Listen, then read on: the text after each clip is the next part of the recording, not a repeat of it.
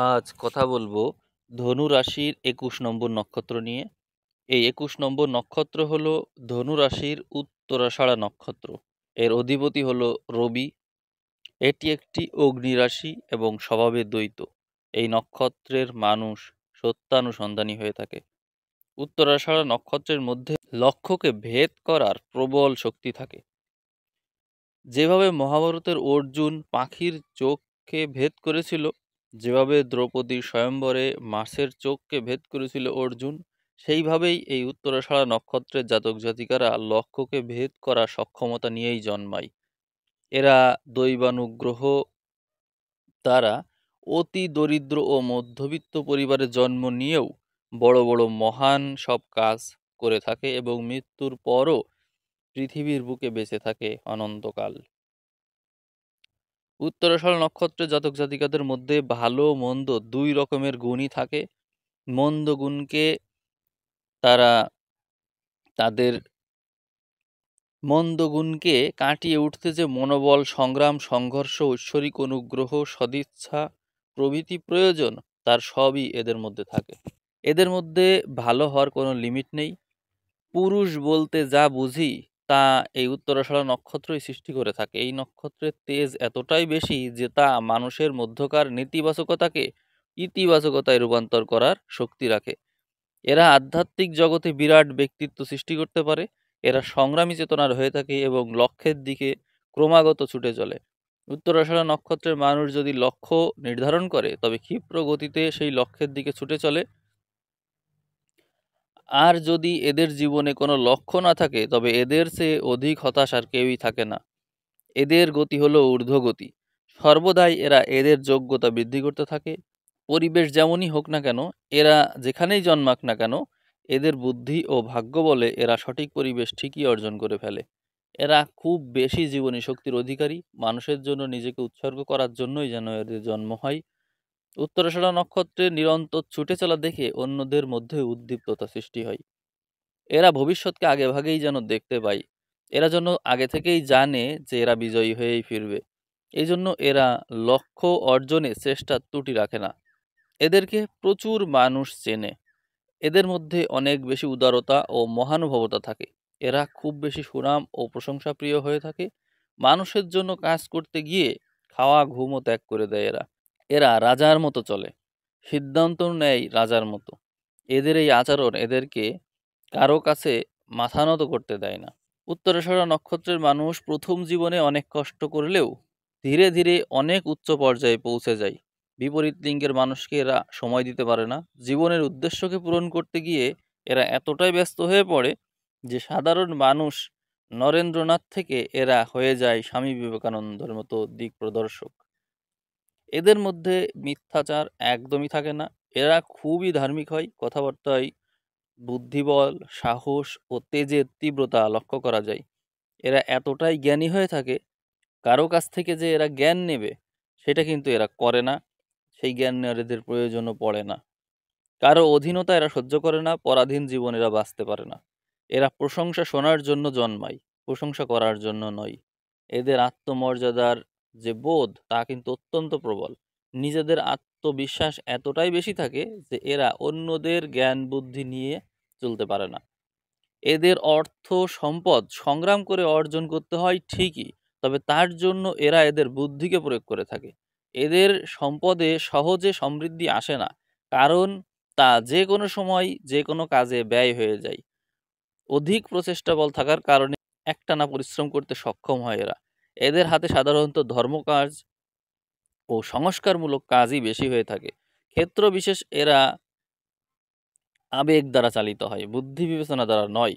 ফলে এরা মাত্রাতিরিক্ত পরিশ্রম করতে পারে। এরা যাকে ভালোবাসে তার জন্য জীবন উৎসর্গ করতে প্রস্তুত থাকে। এরা পুরাতন নিয়মকে মানে না, এরা গোঁড়ামিকে মানে না, এবং মানবতার যে শ্রেষ্ঠ ধর্ম, মানবতাবোধই যে শ্রেষ্ঠ ধর্ম তা কিন্তু এরা জানে। মানবতাবোধই এদের কাছে শ্রেষ্ঠ ধর্ম। ন্যায় বিচারক হয়ে থাকে এরা। এদের মধ্যে কোনো প্রকার শ্রেণীভেদ করতে দেখা যায় না। এদের মন হয় কোমল। এরা যে সিদ্ধান্ত নেয় তাও হয় অনেক শক্তিশালী। এরা খুবই তেজস্বী ও বিধ্বংসী সিদ্ধান্ত নিতে পারে। এবং লক্ষ্য ভেদেও সক্ষম এরা। খুবই সাহসী, স্পষ্টবাদী, জনকল্যাণমুখী, উদার ও মহান শ্রেণীর মানুষের সাথে এদের প্রেম হয়। কেবল হুকুম দিয়েই কিভাবে কাজ উদ্ধার করা যায় সেই চেষ্টাটি এরা আগে করে। কষ্ট না করেই কাজ কিভাবে উদ্ধার করা যায় তার ইচ্ছা এদের মধ্যে বেশি থাকে। স্মার্ট, সত্যবাদী, স্পষ্টভাষী মানুষের প্রতি এরা দুর্বল থাকে। যেসব ব্যক্তি ধর্মজ্ঞানে অনন্য হয়ে থাকে এবং যাদের মধ্যে ধর্মজ্ঞানের মাধ্যমে অন্যকে পুনর্জন্ম দেওয়ার সক্ষমতা থাকে, তারাই এদের উত্তম জীবনসঙ্গী হওয়ার যোগ্যতা রাখে। এদের আয়ু খুব বেশি উঠানামা করে। দুশ্চিন্তা করলে বা ঠিকমতো বিশ্রাম না নিলে এদের আয়ু অতি দ্রুত কমতে থাকে। একটানা অসুস্থ এরা থাকে না, আবার একটানা সুস্থ এরা থাকে না। হাসি খুশি থাকলে এরা সর্বরোগ থেকে মুক্ত থাকতে পারে। এদের জন্য মুক্ত বাতাস ও সূর্যের আলো খুব বেশি উপযোগী হয়ে থাকে এবং সুস্থতার এক বিরাট রহস্য হচ্ছে এই সূর্যের আলো এবং মুক্ত বাতাস। এদের মধ্যে টার্গেট করে লক্ষ্য অর্জন করার মানসিকতা লক্ষ্য করা যায়। দীর্ঘস্থায়ী রোগ ভোগে এদের জীবনে সাধারণত কোনো ভোগান্তি থাকে না। অগ্নি, পানি, আগ্নেয়াস্ত্র, বিস্ফোরণ, দ্রব্যাদি, যানবাহন প্রভৃতি হতে এরা বেশি ক্ষতিগ্রস্ত হয়ে থাকে।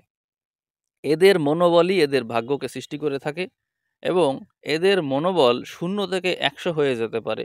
এক মুহূর্তেই এদের মনোবল বৃদ্ধি পেয়ে যেতে পারে এবং সকল কাজে এরা জয়ী হতে পারে। এরা অতি দ্রুত উচ্চ পর্যায়ে পৌঁছে যায় এবং বড় বড় ব্যক্তিদের দৃষ্টি আকর্ষণ করতে সক্ষম হয়।